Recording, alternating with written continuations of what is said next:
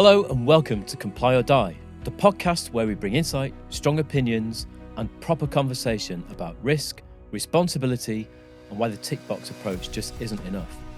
I'm Ian Gulliford. I've worked in the health and safety consultancy industry for over 30 years, specialising in asbestos management. Every episode I sit down with someone who has something to say about compliance in all its forms or an important story to share. Because behind every dashboard or risk assessment report, there's a messier, more human story waiting to be told. And here we may find some insight, some learning, or just a voice to challenge the norms. And if you don't mind a bit of dark humour along the way, well, you're in the right place. Let's get started.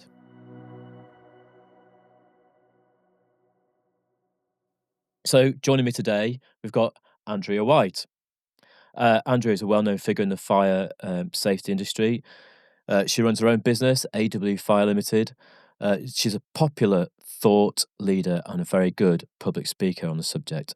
And she's known for being both diligent, straightforward, and very candid in her thoughts. Andrea is an incorporated engineer with both the IFE and CABE. She's a fellow of 3 professional bodies, and she's a member of the British Standards Committee for Fire Strategies. She is founder of Women Talking Fire, supporting and championing women in the fire safety industry.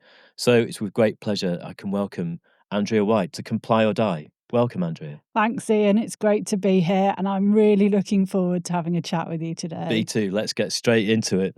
It's been a little over a year since the introduction of the Building Safety Act. Andrea, can you give us a super brief summary of how we got here, what happened at Grenfell, the subsequent Hackett inquiry, and up to the introduction of the Building Safety Act? In June 2017, we had the Grenfell Tower fire. That was about 8 years ago now. And it began as a really small kitchen fire in a 24-storey, 1970s residential block of flats in London. Now, that fire should have been contained within that flat and really dealt with by London Fire Brigade relatively easily. It wasn't anything unusual for them in theory. And the flames from that kitchen fire, they issued out the window. They caught fire to the combustible cladding that was on the building, which had been added the year previously in 2016 as part of a refurbishment project, primarily to make the building look nicer and also to increase the insulation values on the building. That fire then spread over the sides of the building, the external walls of the building, and resulted very sadly in the deaths of 72 residents. And that makes it the worst residential fire we've had in the UK since World War II. So we've got a large residential block of flats that doesn't behave in the way we would expect in a fire.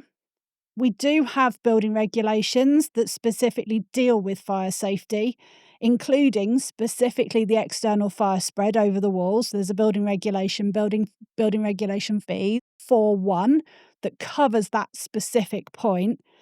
And we've also got a regulatory process covered by building control that should ensure that those building regulations are complied with. But that didn't happen. Something went tragically wrong there. And quite rightly, the bereaved, the survivors, the government, our industry, and the general public, they all wanted to know what went terribly wrong here.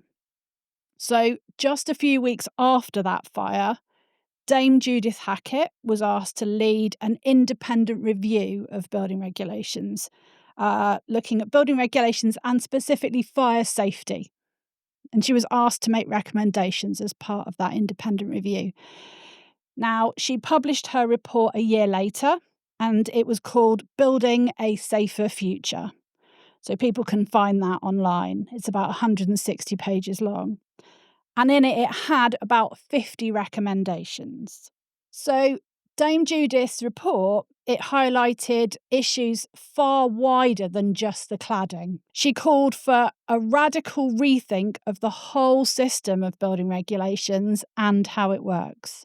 And she advocated for a much more robust regulatory framework too, in particular for high-rise residential buildings. The report called also for stronger oversight of the duty holders involved in construction projects. So that would be designers, construction professionals building the building, and also those maintaining the building after it's been finished. She also stated that construction products, they needed a much more effective testing regime, they needed better labelling, and they needed clearer marketing. She said that that was a problem in the industry. She criticised the culture in the construction industry. She made recommendations that we needed a fundamental cultural shift within the construction industry.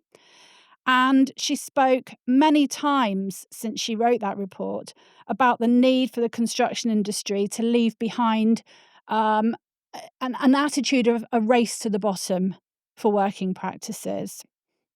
Now, based on that independent review report that she wrote, we have seen the introduction of new legislation, and that is what you've already referred to, the Building Safety Act. That is a result of Dame Judith's report.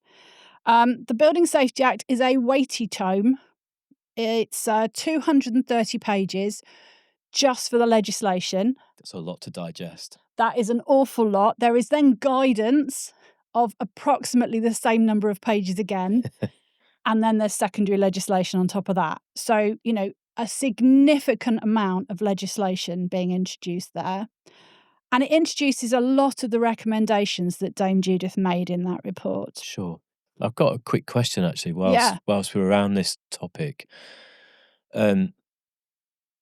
Just going back to one of the things you said around the Grenfell fire and about the building itself, the cladding going on the year before the fire. Would it be true, the Dame Hackett report seems to have ripped through all of the existing legislation and building codes, if you like, for want of a better word. But do you think that was necessary to have such a whole-scale review of and rewriting of all of this legislation?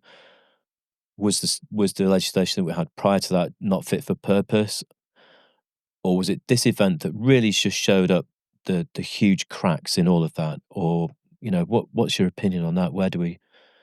Yeah, so I thought Dame Judith's review, Building a Safer Future, was a good review. It was an independent review by her. And I think her findings were right. I think she called us out and she was right to do that. Yeah. I think the difficulty I have with what is how we handled that and what we did next.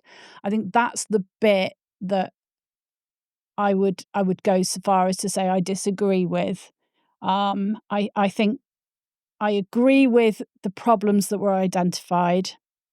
I think the bit that I have some problems with is the solutions that we put in place in order to supposedly address those problems. So that's brought us up to date with Building Safety Act, which has spawned the Building Safety Regulator and the concept of a building safety case, the golden thread.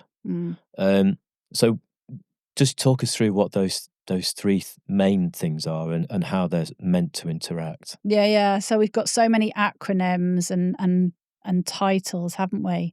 So the Building Safety Regulator was a recommendation from Dame Judith's report. She called for a new regulator for HRBs. There's an acronym for you. So high-rise residential buildings. In her report, she said, I think we need a specific regulatory system for high-rise residential buildings. And that's what the Building Safety Regulator does. It's part of the HSE, which is interesting because Dame Judith was chair of the HSE for 3 years in the early 2000s. So that's what we have now is this Building Safety Regulator. And they're tasked with making sure that HRBs, that they're designed, constructed, and then occupied safely. That's their purpose.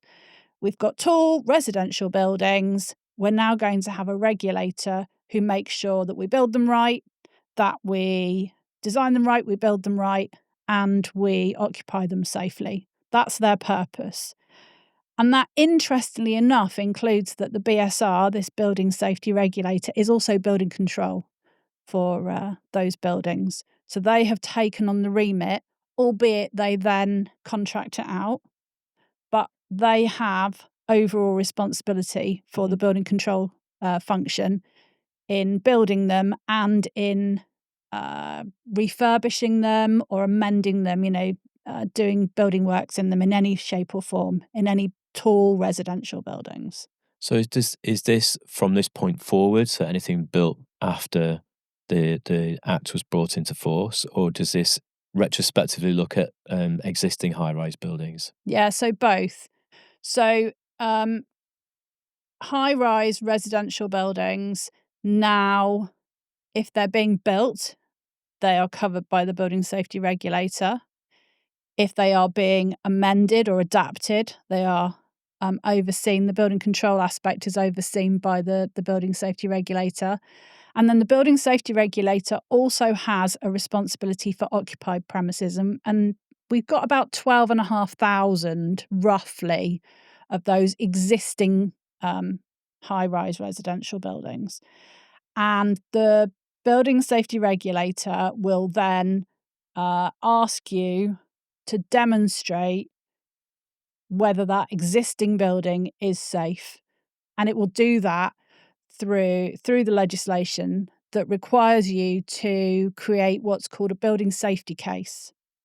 So a building safety case is basically just a digital folder or many folders of evidence to demonstrate that that building is safe. So that could come in, all sorts of different information could be stored in that folder. And then from that, the building safety regulator wants you to write a building safety case report. So you take all that evidence, and now what you're going to do is write a report that basically does a risk assessment on your building and says, this is why I think our building is safe. Our existing building is safe because, and I refer you to this evidence. Okay. Safe in this context means safe from the perspective of fire safety. It's not looking at all safety aspects of a building. It's specifically targeted at fire risk. One of the things you've mentioned there that I have to say I'm surprised by is only 12,000 existing buildings actually meet the high rise or high risk category. So that seems to me to be quite a small number for the whole of the UK. I was expecting a much bigger number. Okay, so in terms of the safety aspect that you mentioned, that was a big question that we were asking in industry. What's going to be the remit in terms of safety? And it was decided that fire safety and structural safety would be the two issues that would be considered as part of building safety case reports. Yeah. And that was an interesting choice. I mean, the fire safety aspect was quite obvious following the Grenfell Tower tragedy, but it was also about structural safety. They added that in. But there's nothing in there about, from your perspective, asbestos or Legionella. That was another one that was questioned, whether that should be in there. Yeah. So we're really only looking at those two aspects. And then in terms of the numbers, my understanding is that there were discussions in government about how many buildings there were over particular thresholds. And we don't have exact figures. We don't keep exact figures. But the question was, okay, if we went to over 30 metres, how many buildings would we have? If we went to over 18 metres, how many buildings would we have? And actually, Dame Judith gave a different figure. But the decision was made to make high-rise residential buildings under the legislation to mean 7 stories or more, or over 18 metres in height to the top storey from adjacent ground. And that meant that we ended up with this 12,000 number, and that was felt to be a reasonable number that government and the new regulator could regulate on. I mean, there's so many things there that you could pick up on. Yeah, the which part of the ground, if you're on a hill, which is relevant. The other thing that strikes me is, if obviously these numbers are guesses. It's not that they know the location and the address of all of these buildings. So it's still incumbent on those people responsible for that building to produce a safety case, Yes. rather than the regulator chase them to get it. Yeah, so you're required, if you are an HRB, you are required to register. So basically, the government has said you need to tell the regulator that you are one of these buildings, Yeah. so that they then put you on their list. And of course, if you don't tell them, you're not on their list No. until somebody says, "Well, that looks like quite a high building." Yes, and obviously, within the Building Safety Act, there will be ramifications if you don't Of register. course. They'll come and get you somehow. But you're absolutely right. There have been lots and lots of discussions, and some discussions in courts about, this is the definition, but how does that actually play out in real life? Certainly with rooftop gardens, that was a question. And you're right, that there are some really tricky buildings where you think it would be really simple, but actually it becomes really confusing. Is this one building or is this two? Because a car park goes underneath two blocks of flats. And we've had to slowly unpick and work out what the specifics mean for all of these situations that possibly weren't thought about initially in the definition.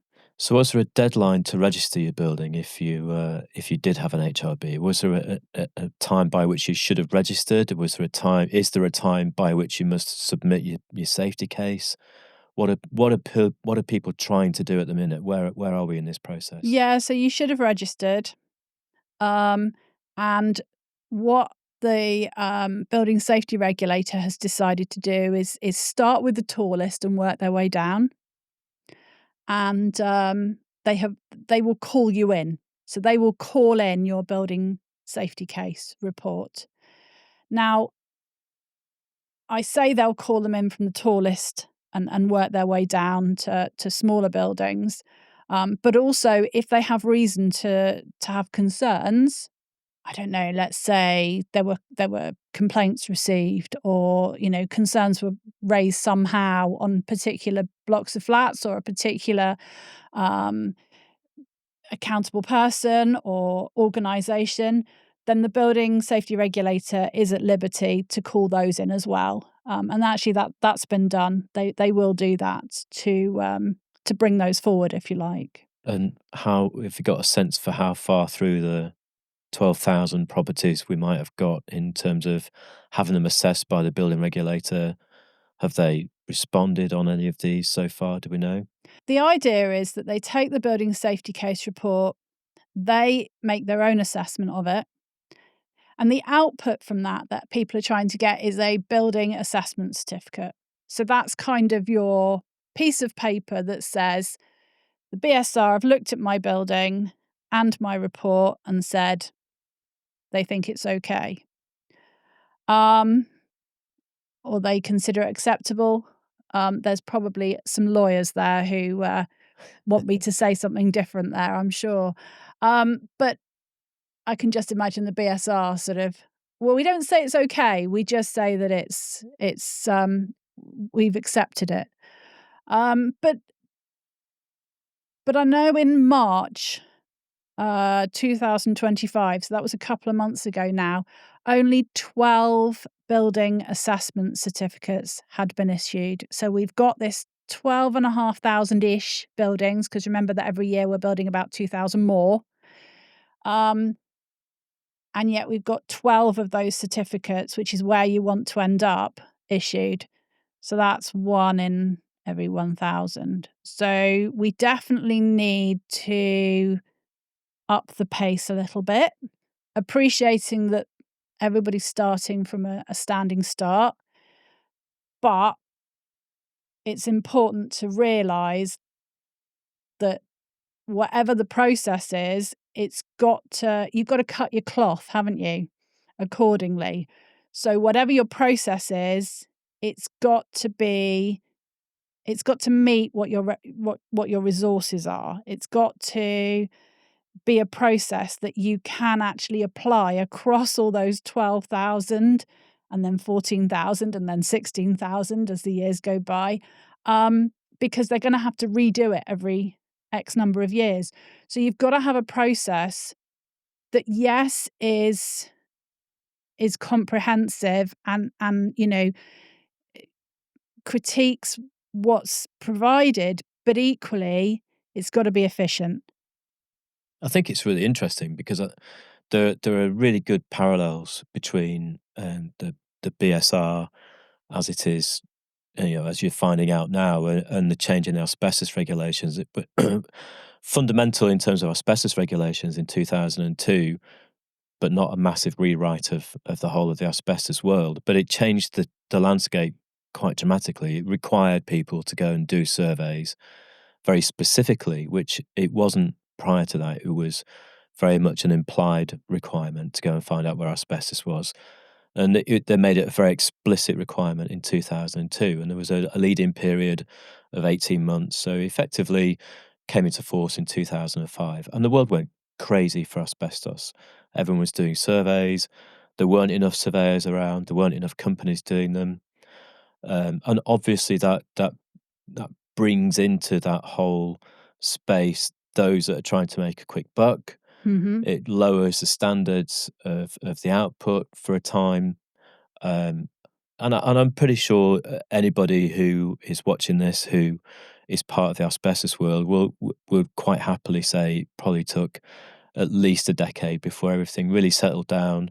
And I still don't think that we're really through any of that in terms of finding out where these lower standard of work was. It's certainly getting there, but it seems to me that you in the fire world, you're on the same kind of journey. A huge change in the regulation. It's really turned everything on its head. There's an enormous amount of work to do to do all of these building safety cases across the 12,000 properties that you mentioned again.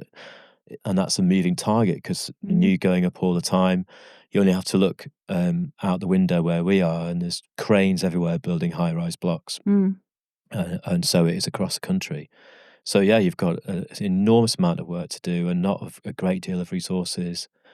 And my concern with all of these things, it's the same for all of these compliance industries. When you have these big changes, it allows people to really try and make a quick buck. I don't like saying it, but we live in that kind of world where people want to do that kind of a thing rather than actually want to try and make a difference to how things play out. I mean, I don't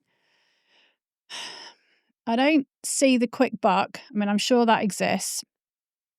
That's certainly not, sort of from my perspective, what I've seen. Dame Judith's report, her independent review, definitely talked about competence. And she was right to talk about competence. You're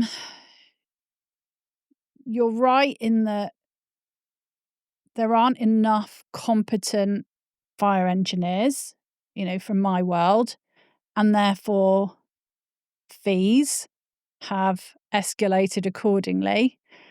But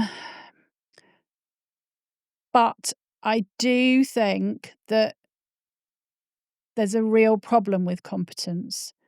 In this country, we don't require people at the moment to be to have any specific qualifications or registrations to call themselves a fire engineer.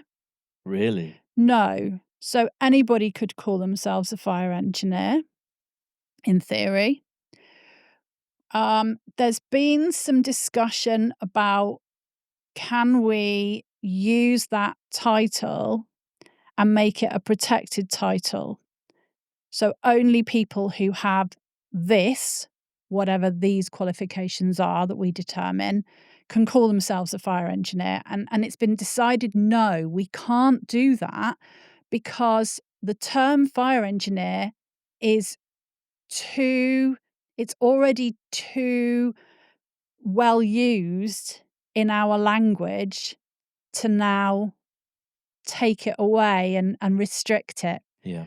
So there's been discussions about, okay, do we call people fire safety engineer? So people can still call themselves a fire engineer with whatever qualifications or not that they have, but we're going to regulate and protect the title of fire safety engineer or something else. Yeah.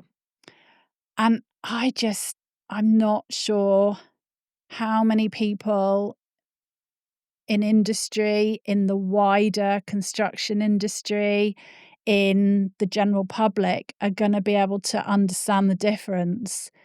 I think that's absolutely right. I think if you're going to create a protected status around a qualification, if you like, it needs to be something new, and it needs to be something that stand out and specific to this task, I think. Because this isn't for just now, is it? This is for the next decade and the decade after that. And of course, new generations of people coming into property and property management, they need to be able to see that there's a difference. Yeah, yeah. I mean, they're certainly doing something about fire risk assessors. So at the moment, again, it's not a protected title. Anybody can call themselves a fire risk assessor. You have no need to have third-party accreditation or any qualifications to call yourself a fire risk assessor. And the government has decided that they are going to say you can only be calling yourself a fire risk assessor if you've got third-party accreditation with a body. There are numerous bodies at some point in the future. So they have expressed the fact that they will move towards that for fire risk assessors. But I think fire engineers, although we're talking about it, I think it's a really difficult one because even if you look at everybody who's calling themselves a fire engineer and doing fire engineering work right now, whether they've got qualifications or registrations or not, we don't have enough of them for the work. So if we then put in some bar, we're only going to, make life more difficult It's a for barrier to everybody. entry, isn't it? It is. So I think that one at the moment is a really difficult one. But on the flip side, at least if you've got professional registration, you've been through a process of being tested by your peers to some degree. And you've demonstrated successfully that you have a level of competence. Now, there's a significant, a huge number of fire engineers who have not done that, and they've either got a fire engineering degree, an undergraduate degree, or they've got a degree in an allied engineering industry, sphere. And the first thing I do when I look at reports, because I often get other people's fire strategies, is actually look at the individual and try and understand whether they are professionally registered or not. Mm. And what's their background, what's their level of demonstrated knowledge. And it's a difficult one, isn't it? Because we've got a lot of fire engineers who aren't professionally registered and who aren't producing great work. So just going back to our where we are, we are 12,000 properties requiring a BAC. 12 have been issued, so we're 3 orders of magnitude behind the curve, and no real prospect in the short term of catching up, it seems to me. So what happens with the buildings that haven't been assessed so far by the BSR? Where do they fall? Obviously they've not been assessed. How how do we, the general public or anybody else, understand if they're a safe building or not a safe building? Do we need to be worried? I don't think we do, but what's their status until they have been assessed? Because that could be some time away. It could. Um, I mean, the public, particularly if you're a resident, you are entitled to ask for information on your building. So, you are entitled to ask for the fire strategy. You are entitled to ask for other building safety related information. Um, that would be one way if I lived in a block of flats and I had concerns, is that I would ask for that information. I suppose that the difficulty then is you've got this information and it's perhaps quite technical, and then it's trying to sift through, well, is it technically correct? Is it a good assessment? Can I understand what it's saying? But I take your point. It is we're in this kind of limbo stage, aren't we? But I do think, we are where we are. We've got a process now. The building safety regulator has said that their assumptions and their modelling did not survive first contact with reality. Some of us are quite frustrated by that because we could see that that was going to happen. But they accept that there are issues, and we now have a plan that we are slowly working through to get to the point where people are safer in their buildings and they feel safer in their buildings. And that was really what all of this was about. Yeah. Making them safer and making sure that people felt safer. I think it's probably important just to say that if a building hasn't yet achieved a BAC, building Assessment certificate, Yes. just because it hasn't had one yet, because it hasn't been assessed yet, doesn't make that building unsafe. No. I think it's, we should probably point that out. But it strikes me as well, looking at just little bits of the legislation that I've seen, there's, in terms of operational aspects of the building, it's not just about how it's built, it's how it's been operated and occupied. Mm-hmm. There's a very much a theme of the operator of the building having to have a liaison constantly with the tenants, the people, the residents, making sure that there is a conversation going on, that it isn't just one-way traffic, and it is, of course, understandable by everybody who needs to read it, so that they feel safe. But yeah. Yeah, no. So that was one of the issues at Grenfell Tower, was that some of the residents were highlighting concerns and they weren't being listened to in any way, shape or form. In fact, they were being labelled as troublemakers. And they were right. As it turned out, their concerns were valid. So you're absolutely right. Dame Judith, one of her recommendations was that resident engagement and resident voice should be listened to, and there should be much more resident engagement. And that has filtered down into the Building Safety Act. So now, as part of your building safety case, resident engagement is an important part of building safety. Definitely, yes. So moving on, then, the golden thread. We see lots of things written about the golden thread. We could talk about this for hours and hours and hours, I'm sure, and I'm sure we'll come back to it. But briefly, what is the concept of the golden thread? What's its purpose, as far as you could see? Yeah, so the idea of the golden thread is very similar to a building regulation 38, which, when you do some building work or you construct a building, it says you take all the information that's relevant to the building that the occupier will then need in future, and you make it into a digestible form and you give it to the owner. Golden thread kind of builds upon that and says, from cradle to grave, we need to make sure we've got a single source of truth of building information. Now, that might seem really obvious. I mean, it does, doesn't it? It does, but I work in the same industry you do, and I know it's never that way.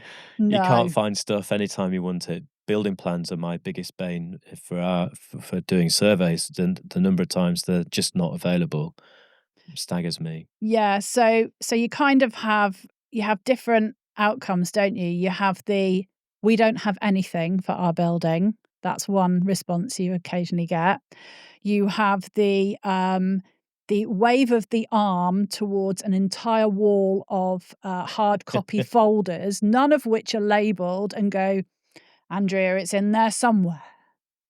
Along with Okay. everything that's no longer relevant. Yes. Even when you do get something, which unfortunately, up until this day, is rare, bizarrely and incredibly. You then might find that it says as built, but you cannot assume it was actually built like that. And then the final problem you have is that you are given a huge amount of information, some of which is vaguely relevant to you, most of which is not, and all of which is in one folder and none of it labeled in any way that you could easily understand what you're about to open. So I would love to tell you that, you know, we have good information management, but that is the goal. It's not necessarily where we are Yeah. today. Which, it seems on the one hand, it doesn't really seem to me, to be that big a surprise. But I'm interested to know, having the golden thread is like you say, it's an electronic record of how the building was put together in terms of its fire safety. But going forwards, is Mm. this meant to be a document that's kept up to date with any changes in the building? How does it interact with the building safety case and the operation of the building? So is operationally someone meant to be looking at this golden thread on a daily basis or a regular basis and updating it as time goes by? Is that how this is meant to operate, or is it a different thing altogether? Yeah, you're absolutely right. So the idea is that it's cradle to grave. So that information should be maintained as current throughout the life of the building, um, which is no small task. No. That is definitely no small task. Um, and I think Jim Rohn made a said a quote about it's all very well being busy, but are you actually achieving anything? And sadly, I come back to that with all of this building safety work that we're doing. There's a huge amount of people doing a huge amount of stuff, but what are we actually achieving? One of the things that I think I'm taking away from this is, and from all the things I've read in the lead up to this podcast, is really, is the BSR a sledgehammer to crack a nut? It seems to me that lots of the failings at Grenfell are cultural, as you say. Certainly, how the residents were raising concerns and they weren't being listened to. That's a very definite cultural aspect of that particular building and that particular location. We won't go into those sorts of details, but um, things like the regulatory framework that was around, particularly when cladding was put onto the building. We had the CDM regulations in force at that time, where it's mandated that you look at the health safety aspects of the operation of the building and how it's been put together. So the act of putting it on in the first place, but how that's going to be looked at in terms of safety afterwards has to be thought about.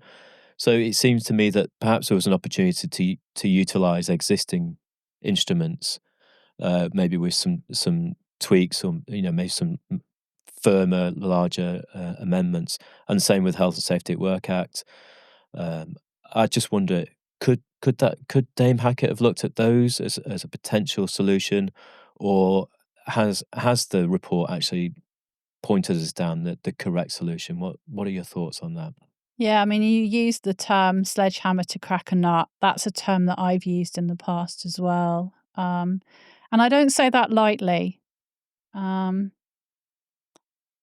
I'm trying to to have an opinion and warn, I suppose, government, the BSR, the HSE, I don't know, but say, look, I've been here for 25 years. I've worked in various regulatory jobs. This is my world, and what you're suggesting, I'm really not sure that's going to work. I think you're right. I think I maintain that view. It's a sledgehammer to crack a nut. I do think the building regulations that were implemented 7.2 and 7.3 in terms of buildings, tall residential buildings, having cladding of limited combustibility or better through the entire thickness of the wall. I think that's a good move for new builds. I think that was a sensible way forward. I do think that there are reasons why the current system that we've decided to put in place won't work, and I'll give you 3 of those. Okay. So, number 1, expertise in our industry. I think that the regulator and the legislation was written possibly under some false expectations. I think the expectations in terms of industry competence were probably incorrect in terms of levels of competence. And if we go back, over the last 20, maybe even 30 years, we've seen a degradation in the quality of training and the amount of training in order for people to be doing these jobs. And we're here now with lower levels of competence because of that. And I wrote an article for the ASFP last year called Mind the Gap. And people can find it on my LinkedIn profile under the featured parts. But basically what I argued was, over that time frame, let's say over the last 30 years, buildings have become more complex. When I started, we weren't using all these materials that were much more combustible now. We were using, cavity walls, two skins of brick and block. That brick and block are non-combustible. Back to basics. Absolutely. We're now using much whizzier, much more combustible materials, which have a higher associated fire risk. I don't think that can be disputed. But at the same time, as we've got more whizzier, if you like, more complicated buildings, we've degraded our industry level of competence. And that creates a gap. A gap between the level of knowledge that industry has and a gap between that and the level of knowledge that's needed. So mind the gap. I think the second point I will make is resourcing the regulator. So we've got this fairly limited pool of expertise, as I've just said, and we're going to pull from that pool. We're going to have to pull from that pool for the regulator. You're robbing Peter to pay Paul, aren't you? Absolutely. But I've seen the salaries that are being offered by the BSR. I've seen the qualifications that are required in order to apply for these roles. And I just don't think it's the right expertise that we're bringing into the regulator. And I'm not sure what the answer is to that, because if you're going to regulate to a fairly extensive level, you're going to need a lot of people, and we've got complicated buildings, and you're going to need a level of expertise to be able to do that. Now, the BSR have come out now and said we don't employ, certainly fire engineers, we contract them. Well, even at that point, certainly from my experience, having dealt with the BSR and had some of that correspondence with presumably comments from those contracted fire engineers, what level of competence are you asking for in your contracted fire engineers? Because I can't make sense of what's being said to me. I mean, for me, I mean, I'm not going to be shy in being a little bit controversial here, I think, because if you're contracting fire engineers into the regulator, you're obviously contracting them from the private sector, Yes. from an area where they're helping their clients out with the fire safety in their buildings. They're poacher and gamekeeper at the same time. And therefore, there's no real challenge. Because the regulator isn't being challenged on things. The regulator isn't challenging those that are responsible for the buildings. You're muddling the waters there, I think, in having this. The problem is obviously there's the very small resource of expert people, Yeah. I and mean, you've got to have them on one side of the fence or the other. You can't have them on both, in my view. yeah, I can see your point. Impartiality. I get that. I don't think they would use people to critique their own work. I don't think anyone would personally mark their own homework. Of course, but they're setting a standard, Yes. and if that standard means that their buildings get through, even though they're Oh, I not looking see. at their own building, you can see where the this whole thing can just be just dumbed down a little bit and taken the edge off the regulator. Yeah. Yeah. I mean, my expectation was that they would employ fire engineers, but they're not doing that. And it does mean that I've failed to be able to have a peer-to-peer conversation about projects that I've submitted. And I've said, okay, you've given me this feedback. Can we have a chat about it? Well, no, because I'm not allowed to talk to anyone who's got the knowledge. And when I say, okay, the person who did critique my report, could you give me their competence? Could you give me their qualifications and their registrations? No. And I say, well, how you want me to demonstrate my competence on every report? I have to write a competence statement. I have to say, I consider myself competent because I have this, I've done this, I hold this, I'm registered here.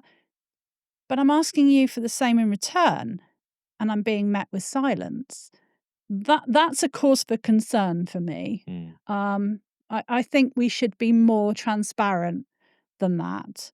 And I also think, we're now that there's so much discussion about competence, so much, and people are writing competency frameworks, and I'm all for that. I think that's a great idea. But then I read the competency frameworks, and there's a lot in there about soft skills. Great. There's a lot in there about ethics. Fantastic. But I want the technical, granular detail. I want almost like a tick sheet. You need to understand whether a fire alarm panel is conventional or addressable. Let's just give an example. Do you understand the difference? Can you identify the difference? I want that sort of level of detail so that someone, almost like the old fashioned apprenticeships, where you got a little folder and you had to tick off the various things that you learnt to do. I think we're sacrificing technical detail for soft skills and ethics. And those two things are important, don't get me wrong, but without the technical knowledge, where are we? Where are we with any of it? And then I think the third thing, going back to my 3 points, is costs. Now, the only people who are going to pay for all of this ultimately is the residents. And if you live in a tall block of flats now, you'll be paying for a fire strategy if you haven't already got one, a structural survey. There have been LinkedIn posts very recently about comments from the BSR a little while ago saying you don't have to do an intrusive structural survey, and that's now being reneged on. You do, the findings are you do have to do, and that's not an insignificant cost. You then have to get your building safety case put together. That is not an insignificant cost. Then you have to write this report. You have to register. There's a fee for getting it assessed by the building safety regulator. When you add up all of these costs, and then, you might actually have to do some work from the assessment. There might be some problems that you have to address. The cost to residents at this point, I think we're gonna really struggle to work out how individual residents, flat owners, are gonna pay for all of this. I have my rose-tinted glasses on when I say that it really ought to be the person who's responsible for the building. It's the owners that should really be shouldering a lot of this cost. But I think the cost for me, I think I mentioned the CDM and the health and safety at work Act and managing health and safety as potential instruments. Maybe we should have done this, but perhaps we have gone down the right route. I don't really know, but the route that we're currently on seems, for me, overly complex. Yeah. It's overly inflationary. There's a lot of cost going into all of this. Yeah. And insufficient resource to actually move the whole thing along. We're Yes. kind of just stagnating and really becoming overwhelmed. And I think that the situation where everyone's overwhelmed with so much to do means something's got to give. At some point, there has to be some give. So I will give 2 points that I think we could have potentially done that would have been efficient and effective. One is, I think we should have brought back clerks of works. I remember when I started in the industry, clerks of works, they were feared. And if you didn't meet their expectations, they were on site all the time. None of this, I'm popping in for half a day. They were there all the time. They saw what happened before everything got covered up and boarded up. And if you didn't meet their expectations, you didn't get paid. And Yeah. you went back and did it again. Bring back the clerks of works. That for me was a complete and utter no-brainer. Aside from the fact, do we have enough clerks of works now? Because, we haven't had that as a requirement for many, many years. And do we still have the skill base there? Put that aside. But I think on sites, clerks of work would have been the way permanently stationed on site. Yeah. And I think the other issue that would have been really beneficial was to increase the accountability of building control bodies. So back in the day when I was a university student and I worked in the summers in building control, completion certificates kind of meant something. And now they don't, because you've only paid for 4 visits, and a visit is an hour, and I'll only see a small amount, and on and on and on. We've degraded that building control function, and I'm not really sure what the benefit of building control is now. I would have liked to see building control is accountable and has some responsibility, and you get that completion certificate and it actually means something. I was just going to throw a couple of statistics out there just to be bloody minded more than anything else. But just so that we can put some of this into a little bit of perspective, and I know that's it's going to be wildly unpopular in the context of what we've been discussing, but researching numbers for this. So in 2024, so the year 23 to 24, 254 building fire-related deaths in that period. And that's up from 233 for the previous year. And 199 of those were in dwellings. So the vast majority of them are happening in residential dwellings. And interestingly, that was also up from the previous year. So in the time that the BSRs and all of this, the BSA has been in existence, the numbers have gone up. And I know you've got a view on why that is. But just to come back to the point I'm trying to make, which is in the 2023 figures, out of the 178 deaths in residential dwellings, only 32 of those were in high-rise flats and maisonettes. Mm. So in terms of the proportionality, we are turning an industry upside down quite dramatically, Yeah. and I'm sure that a great deal of good will probably come out of this over the next few years. There'll be a lot of settling down. There'll be some streamlining and efficiencies then coming in, and maybe a change in emphasis on how the regulator goes about their business.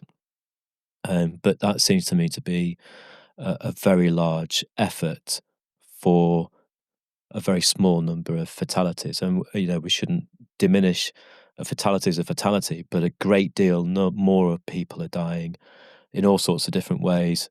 And obviously, being an asbestos management specialist for me, 32 deaths in a year in high-rise residential buildings, 100 times that many die from asbestos every year.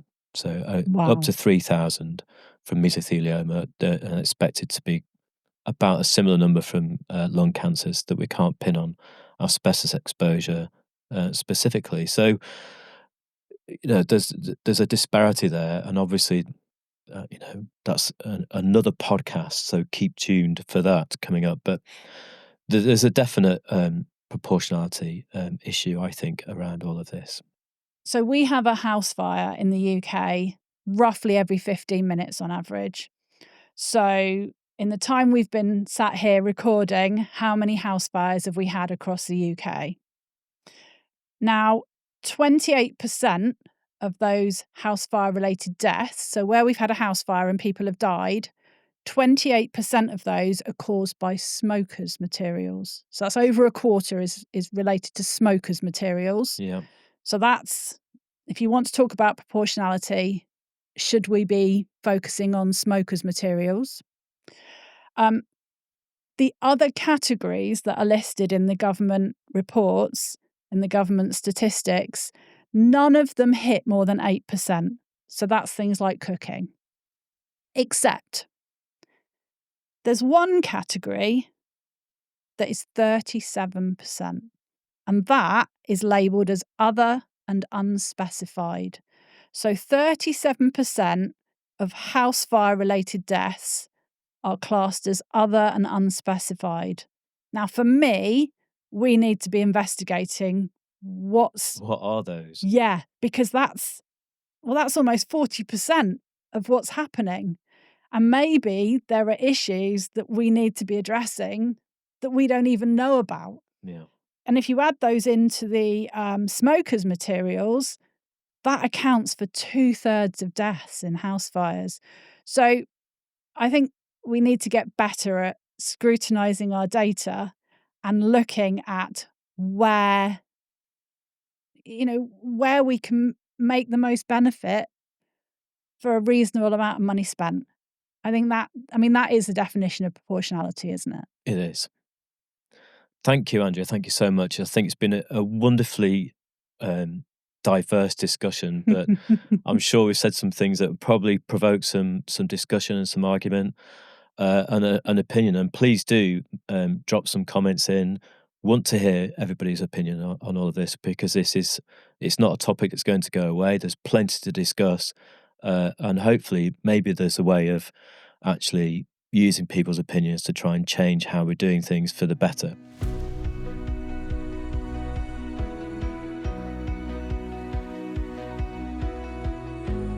That's it for this episode of Comply or Die.